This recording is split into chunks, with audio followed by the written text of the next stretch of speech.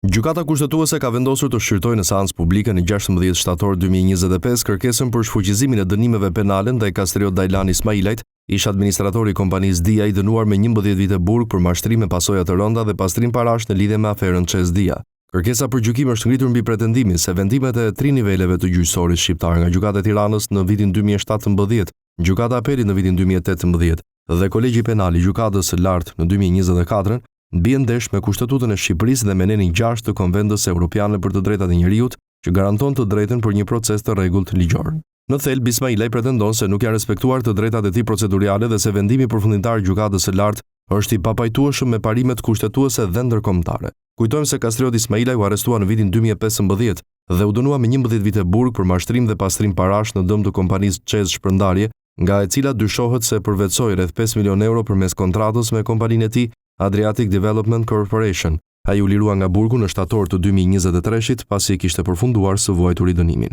Në vendimin e formës së prerë të gjykatave përveç dënimit me burg, u urdhërua dhe konfiskimi shumave milionshë në dollar, euro dhe lek në llogaritë të kompanisë së tij. Emri Ismailajt është përmendur gjerësisht edhe në dosjen e Ilir Metës, që çoi në arrestimin e tij pasi SPAK thekson se Ismailaj dhe Meta kanë mbajtur kontakte të rregullta në kohën para dhe pas krijimit të kompanisë së mbledhjes borxheve Dia. Sipas SPAK, Meta dhe Ismailaj kanë udhëtuar madje edhe në Prag të Çekisë ku kanë marrë pjesë në mbledhjen e ÇEZ. Çështja ÇEZ Dia ka qenë një nga çështjet më të mëdha të dekadës së fundit, që përfshiu politikanë, institucione shtetërore dhe interesa të mëdha financiare.